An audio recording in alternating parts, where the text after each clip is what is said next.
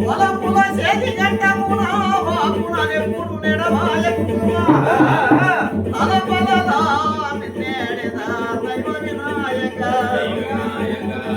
లోకనాయక నీకు మృత్యదా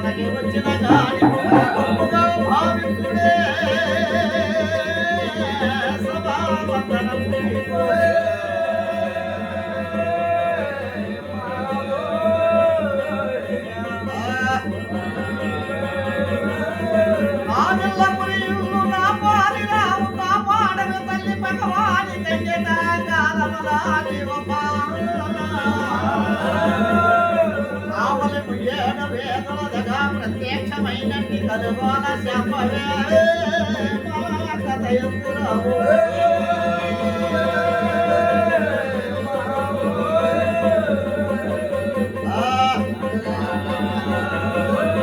అన్నా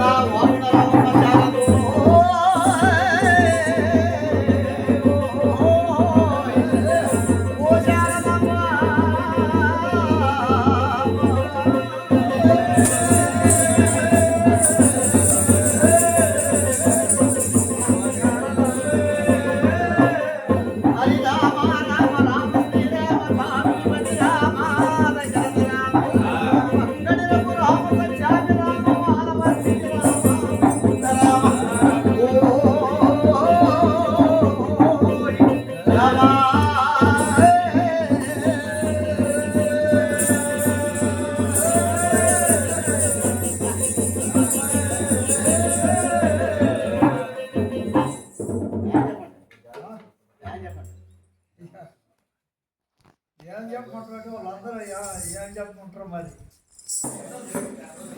చెప్తే గాలి కూడా ఆ త్రిపురాలమైన రాక్షసులు ఎలా ఉన్నాయో తెలుసా? త్రిపురా దాండవులు మహాత్ములుస్తున్నాయి, త్రిపురా దాండవులు మహాపేలుస్తున్నాయి. చానంద భీకరుడు, చంద్రమతకుండు, అంగద సూర్యుడు, అగ్ని దానవుడు, తిప్పల మేగుండు, నిజాగర్పుండు, కోమ్మల దాల్చేటి వల చంద్రకోట్లు, గాలుకొండ రాక్షసులు, గమిలికొండ రాక్షసులు, కాలుతుమి రాక్షసులు ఖనీన రంకిలేస్తున్నాయట. అట్టి రాక్షసుల మీద యుద్ధానికి ఉన్నదే దేవాన దేవతలు కదలిపోయారటయ్యా. బ్రహ్మ, విష్ణు, మహేశ్వర, జాంబవంతుడు, మహిళా లింగం అనేటి 5 దేవతలు కదలిపోయారట. 5 దేవతలు కదలిపోయి ఆ త్రిపురాల మీద యుద్ధం చేశారట. యుద్ధం చేయగా ఆ త్రిపురాల మీద యుద్ధం చేసేసరికి ఆ రాక్షసులు వేసే బాణములు ఈ దేవతలకు రైమును నాటి ఈ దేవతలు ఆ యుద్ధం చేయలేక భారీ దేవతలు పర్వతం చేరారట.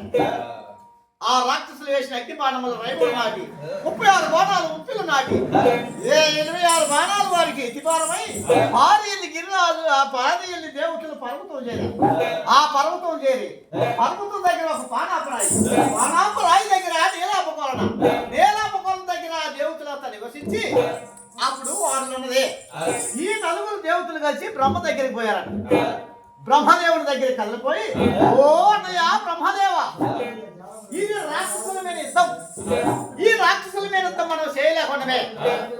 రాక్షసుల మీద యుద్ధం ఎవరు పాల్గొనదో, ఒక రాజు పాల్గొనదో, రౌతు పాల్గొనదో, మనగాడి పాల్గొనదో, పట్టమ రాజు పాల్గొనదో, పాలిగాడి పాల్గొనదో, అసలు రాక్షసుల మీద యుద్ధం ఎవరు పాల్గొనదో చెప్పోయ్యా బ్రహ్మదేవ్ అన్నారట. అనేసరికి అప్పుడు బ్రహ్మదేవుడి దగ్గర ఉన్నదంటే వేదం. ఆ వేదము చూశాడు బ్రహ్మదేవ్. బ్రహ్మదేవుడు ఏదం చూసి అప్పుడు చెబుతాడట, ఓ తమ్ములారా, ఈ రాక్షసుల మీద ఏ రాజు పాలలేదు, ఒక రౌతు పాలలేదు, ఒక మనగాడి పాలలేదు, ఒక సరదాడి పాలలేదు, పట్టమ రాజు పాలలేదు, పాలిగాడ పాలలేదు.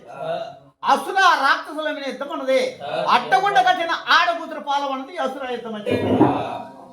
అనేసరికి అప్పుడు ఆ దేవతలు 4 మరలా అడుగుతారట, అలా ఆడకూతురు పాలన ఉంది యుద్ధమన్నవే, మనం ఇచ్చినటువంటి దేవతలను చేయలేని యుద్ధము ఆడకూతురు పాలన యుద్ధం అని చెప్పావే, ఆ ఆడకూతురు ఎవరో చెప్పమన్నారు. చెప్పమంటే అప్పుడు ఆ బ్రహ్మదేవుడు చెబుతాడు, ఆమె ఎవరంటే అలరగాంజాతి పట్టణం ఎవరు చేస్తున్నాడు దండిగిరాజు. ఆ దండిగిరాజు కొనదే కులముద్దరించిన 3 కుమారులు ఉన్నారు. గోత్రములు ఎత్తి పాడుకు వారి కుమార్తె లేక ఆ కుమార్తె కొరకు దండిగిరాజు 1,000 నోములు ఉన్నాయి.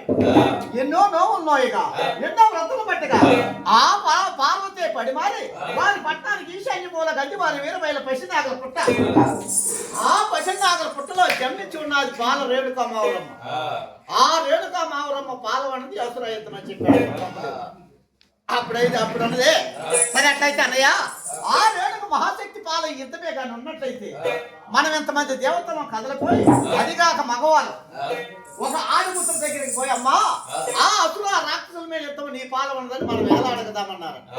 అంటే అందుకు బ్రహ్మదేవుడు అంటట, మరి తమ్ములారా మనం పోయి ఆమెను అడగాల్సిన అవసరం లేదు.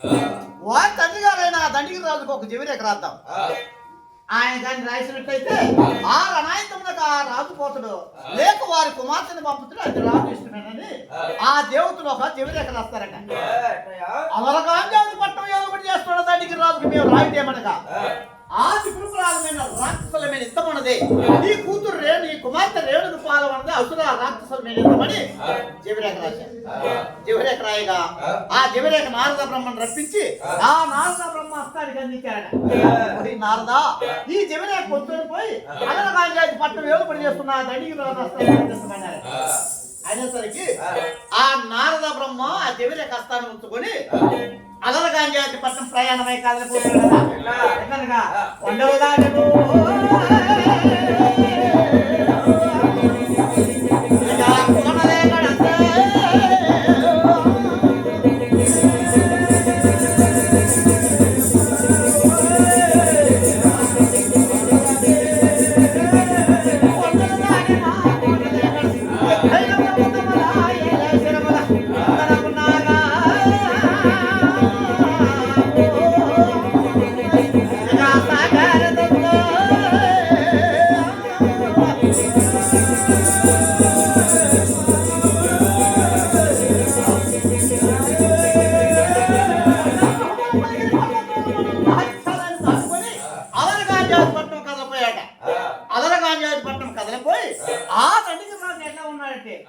ఇట్టే పెద్ద విద్వాంసులు ప్రేమ కుమారులు సజ్జన సంపద వేద సమూహములు రాశనం బండి కైవాళ్ళు పెట్టుకున్నదట దండికి సభ. ఆ సభ మధ్య పోయాడట నారద బ్రహ్మ. ఆ దండికి రాజు నారద బ్రహ్మని కన్నులు చూశాడు. ఇవరా ఎన్నడూ నారద బ్రహ్మ మన పట్టం వచ్చిన వాడు కాదు. ఈ వేళ ఏమిటో కథలు వస్తున్నాడని ఎత్తిగా వేడుతో నారద బ్రహ్మకి ఎదురుగా వచ్చి కొంచెం వచ్చి సింహాసనంపై కూర్చొని వచ్చాడు. కూర్చొని వచ్చి ఓయ్ నారద ఎన్నడూ నీవు మా పట్టం వచ్చిన వాడవు కాదు. ఈ వేళ నీ వచ్చిన కారణం ఏమిటో చెప్పమంటారు అని ఇప్పుడు దండికి రాజు అడిగిన్నాడు. ఆ నారద బ్రహ్మ అస్తంలో ఉన్న జవిరేఖ దండికి రాజు అస్తానికి అందించాడు. దండికి రాజు అస్తానికి అందించగా ఆ దండికి రాజు జవిరేఖ చూసుకున్నాడు. అసుర రాక్షసుల మీద నా కుమార్తె పాలు ఉన్నది అని ఆ కుమార్తెను దోచుకొని దండికి రాజు అక్కడ ఘోరంగా దుఃఖాలు చేస్తున్నాడు.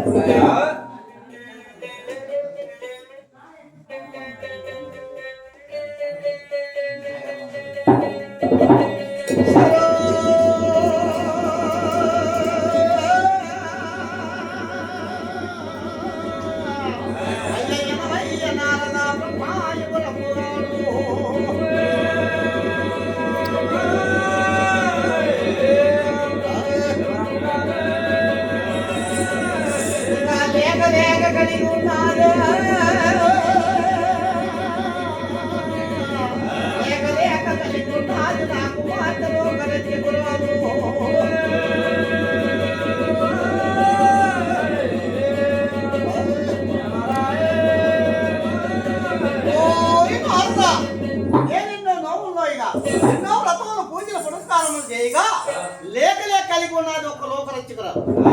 ఆ కుమార్తె ఉన్నది ఆ కుమార్తె పాలు వచ్చిన ఈ అసురాయుద్ధమని ఆ దండికి రాజు అక్కడ చింతిస్తున్నాడు. అప్పుడు ఉన్నది ఆ నారద బ్రహ్మ చెబుతాడట, రాజేంద్ర నీవెంత చింతించాల్సిన అవసరం లేదు. ఎందుకనగా నీ కుమార్తెని ఆడకూతురుంది ఆ రణాయుద్ధం నీ కుమార్తె పాలు వచ్చిన యుద్ధం నీ పాలు పంచుకో. నీ ముగ్గురు కుమారులు 3 అశ్వహినాల దళము ఎల్లగిరి బలములు 7 లక్షలతో సహా ఆ రణాయుద్ధానికి నీవు పోవచ్చు కదా. నీ కుమార్తెను పంపకుండా ఆ యుద్ధానికి నువ్వు పొమ్మన్నాడు అని ఎప్పుడు చెప్పుకున్నాడు.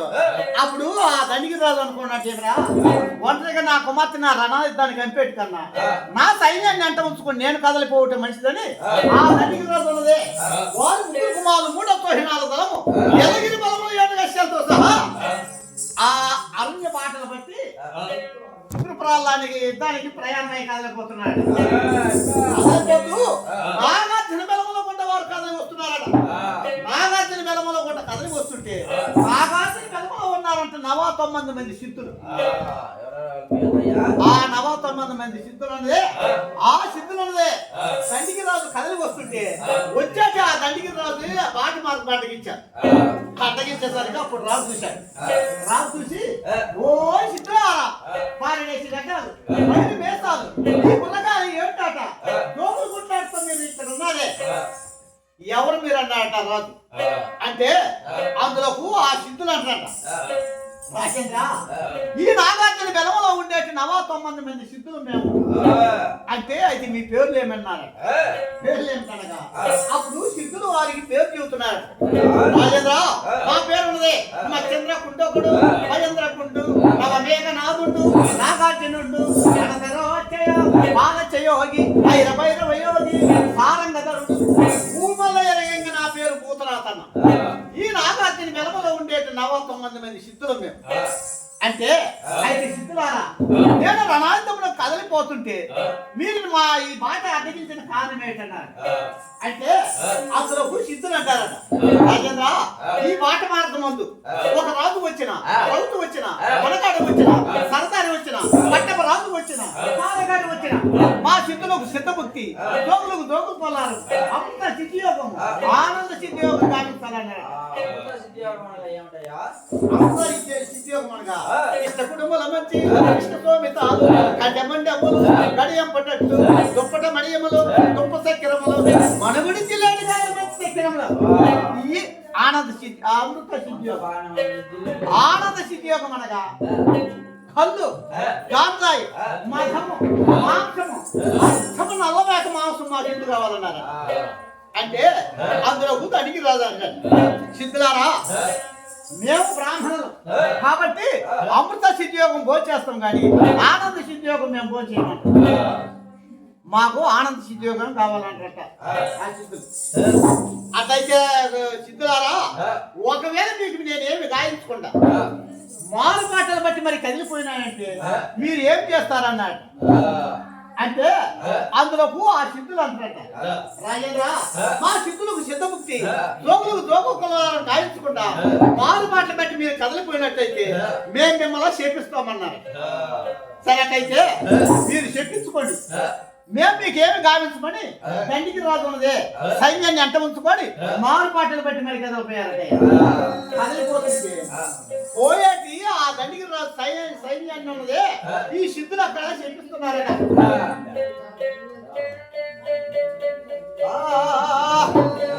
ఆ సిద్ధులు ఎలా చెప్పిస్తున్నారంటే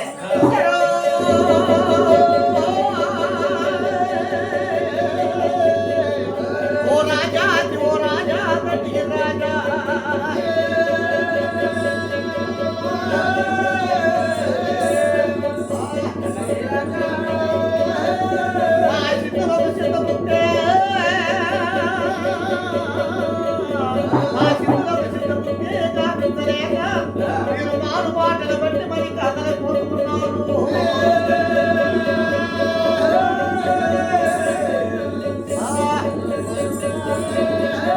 మీకు పోయిన పాకలే గానే పోయిన పాకలే కానీ రాజేంద్ర మీకు రాకలు లేవు.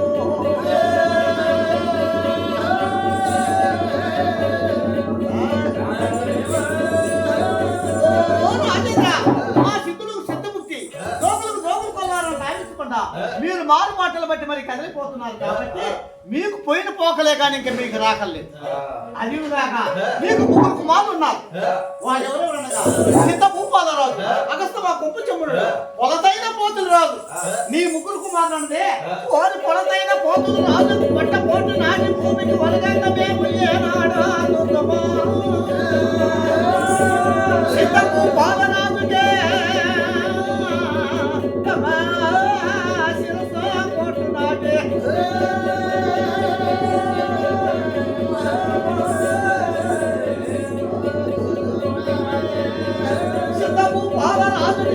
పోటు నాటి శివలింగానికి వరగంగా మేము ఏనాడు పొలతైన పోతులు రాజు పట్ట పోటు నాటి భూమికి ఒరిగినట్ట మేము ఏనాడు.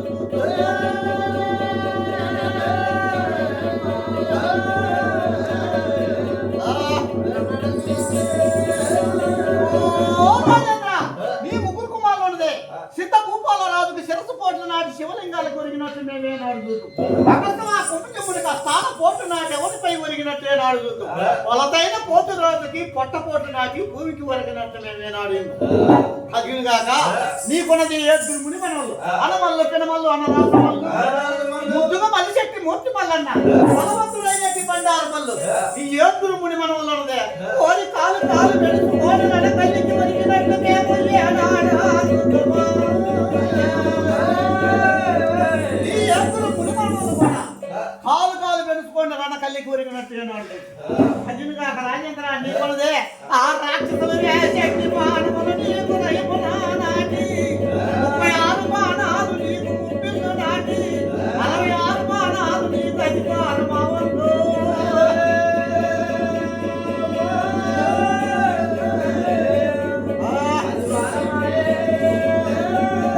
అభిషేక గాయాలు రాజేంద్ర నీ వడికి పట్టి కోటి పాదయ్యి గిరిరాజనేమో పర్వతము చేరంగమేమో ఏనాడు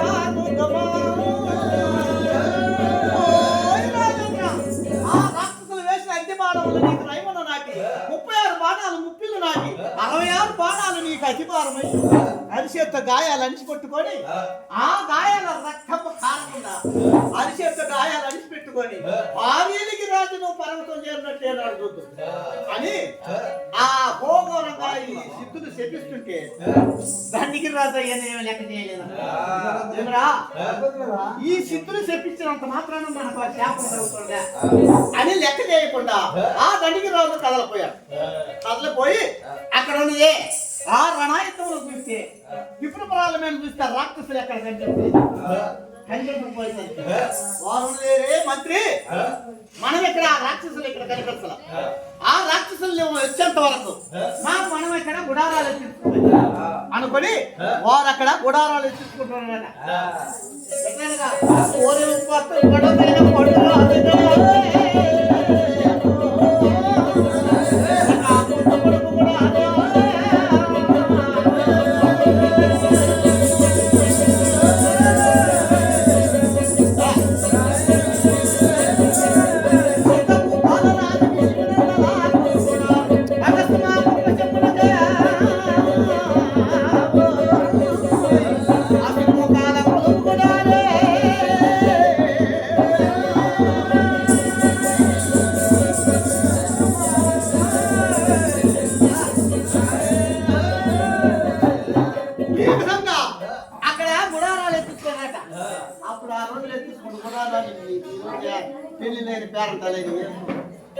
ఈ విధంగా గుడారాలు తీసుకొని ఆ గుడారాల్లో కొలువు తీరారు కొలువు తీరి వచ్చామన్నట ఏమిటి రాజేంద్ర ఇవిడా ఈ రాక్షసులు ఇక్కడ కనిపించాలి రాక్షసులు ఇక్కడ రణయుద్ధంలోకి రావాలంటే అవి ఎక్కడో కావులు వేస్తున్నాడు కాబట్టి అందులో అక్కడ ఒక రాయి రణభేరు ఉంది ఆ రణభేరుగా నీవు నాటించినట్టయితే రాక్షసులు ఎక్కడున్నా కదలి వస్తాయని మంత్రికి ఎప్పుడు చెప్పి ఉన్నాడు ఆ మంత్రి కదలిపోయి ఆ రాయి రణభేరు నాదిచ్చాడట రణభేరు ఎప్పుడు నాదిచ్చున్నాడు ఆ రణమని పలికొన్నదట రెండవసారి నాదిచ్చాడు రెండవసారి కూడా రణమనే పలికొన్నదట మొదమొప్పు మూడోసారి వాయించాడు మూడోసారి కూడా రణమని పలికొన్నదట రణమని ఎప్పుడు బలికొనదో ఆ దండి సముద్రాలయంలో తావులు చేసుకునే అంటే రాక్షసులు ఆ రణభేరు మోతల కొనదే రణభేరు మోతలగా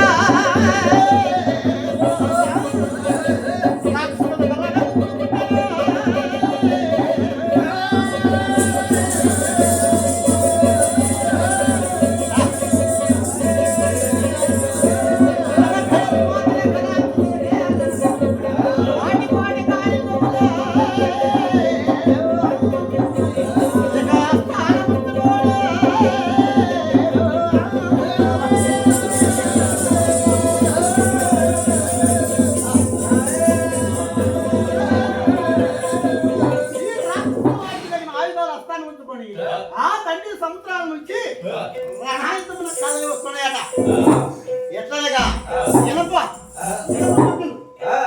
ఈతమాలను చేసి ఇనుప దుడ్లు పాటి మాటలను చేసి ఇనుప దుడ్లు అందుకొని కత్తులు సోలాల గండ్రగొడ్డలు అస్తాను అందుకొని అవి రాక్షసులు ఎలా వస్తున్నాయి సాయంతా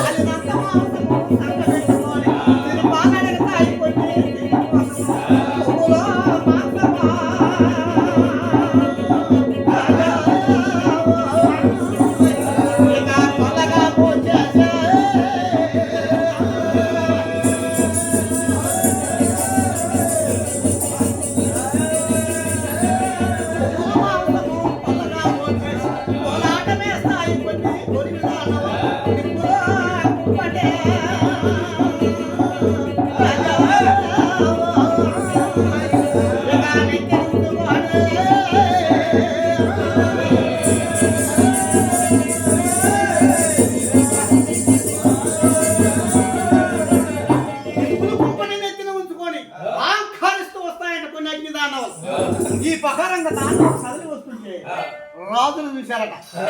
రాజులు చూసేసరికి ఆ రాజులు ఉన్నదే వారు కూడా వారికి తగిన ఆయుధాలు కత్తులతో అరగంట కొట్టలను ఇంటిల బాపులు ఇళ్ళనప్పులు హస్తాలు ఉంచుకొని ఆ రాజులు రాక్షసులు కలపేలా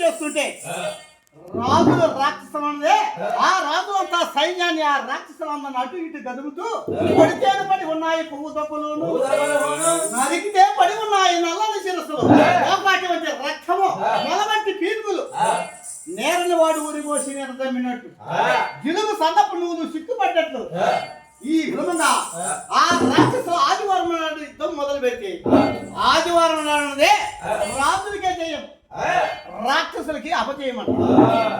ఆ రోజు నుండి ఆదివారం ఆపు చేశారు. మరలా సోమవారం నాడు కూడా యుద్ధం మొదలు పెట్టారు. ఆ సోమవారం నాడు కూడా ఇప్పుడు యుద్ధం మొదలు పెట్టారు. సోమవారం నాడు కూడా రాజులకి జయం. ఆ రాక్షసులకి అపజయం కలిగి ఉన్నాయి. ఈ రాక్షసులు నడుస్తుంటే రాజులు ఆ రాక్షసులు ఆ రాజులు దాటి తట్టుకోలేక ఒక రాక్షసుడు బయట తీసుకున్నాడు. అదిరిపోయేమిరా ఇక్కడికి నేనున్నానంటే నన్ను కూడా సంహరిస్తానని ఆ ఒక రాక్షసుడు ఏం చేశాడు, ఆ పర్వతాల సాటునే పారిపోయాడు. పారిపోయి వారి గురువు గారైన శుక్లాచార్యుని దగ్గర కళ్ళపోయాడు. శుక్లాచార్యుని దగ్గర కళ్ళపోయి ఆ శుక్లాచార్యుని పాదాల పైన పడి అక్కడ ప్రార్థన చేస్తున్నాడు.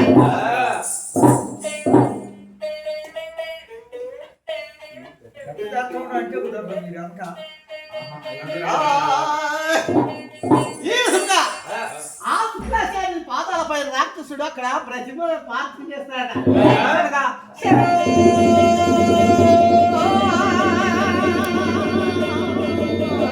అయ్యయ్య గురువరంజాయమురమ్ముగాడు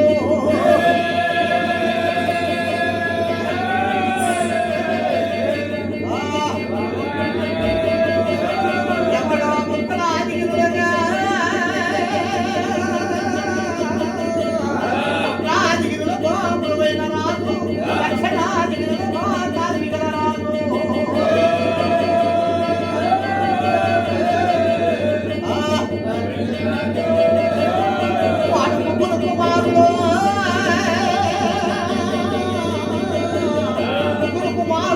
ద్రోహినానందనము ఎలగిరి బలములో ఏడు లక్షములతో వాడు కథలు వచ్చినాడు.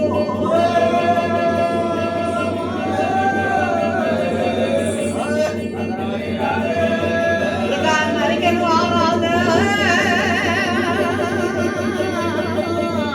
నరికెను ఆరాధు నన్నుగాను ఎలా రాక్షస వంశము ఇక ఎత్తి లేకుండా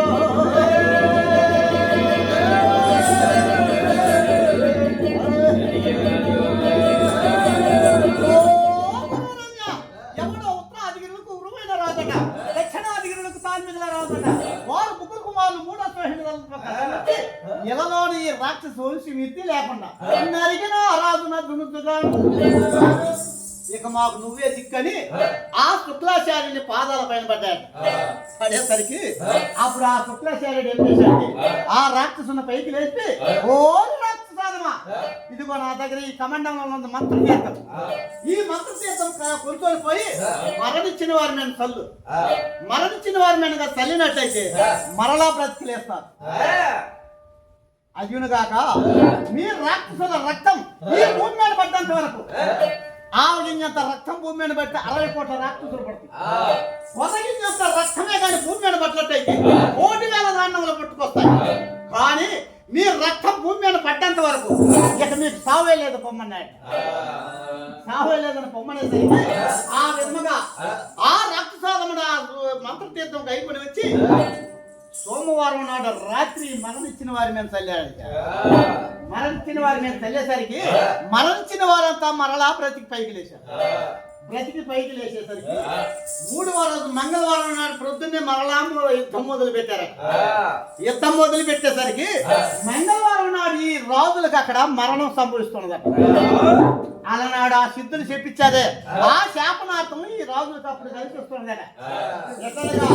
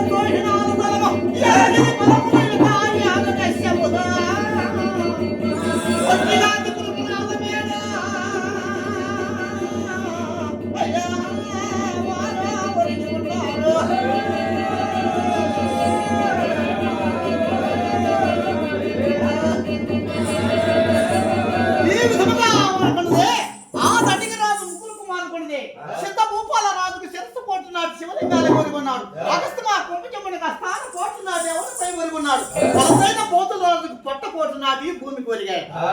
వారు 3 కుమారులు వరకు ఉన్నారు. 7 మునిమనవల్లో ఉన్నది. 7 మునిమనలో కాలు పెట్టుకున్నారు. రంతల్లి కోరిగారట. ఎప్పుడు వరకు ఉన్నారో 3 కుమారులు 3వ తోహినాలు దళము 8 బలము 7 ఒంటిగా త్రిపురాలమైన వరకు ఉన్నారట.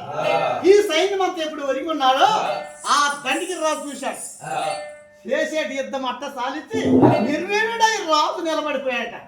ఇవరా నా సైన్యం అంతా ఇక్కడ వరకు ఉన్నారే అని ఆ చేసేటి యుద్ధం ఆఫ్ చేసి ఆ రాజు నిర్వీణుడై ఎప్పుడు నిలబడిపోయినాడు. ఆ రాక్షసులందరూ కలిసి రాజుకి అగ్నిబాణాలు వేశారట.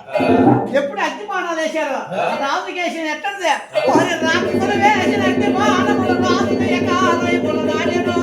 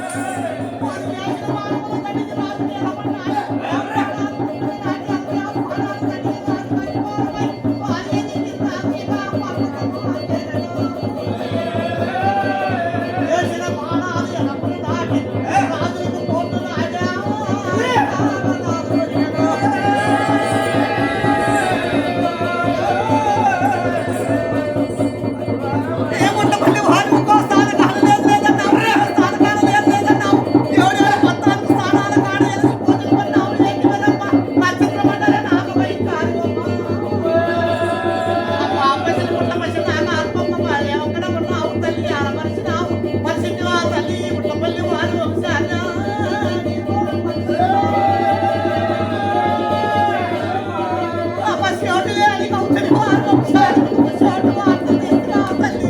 గొప్పులే అని కౌతని వారి వంశానికి నువ్వు గొప్ప వార్తలు తెస్తురా తల్లి. చేసిన మానాలు నటికి రాజకీయమునా నాయనో.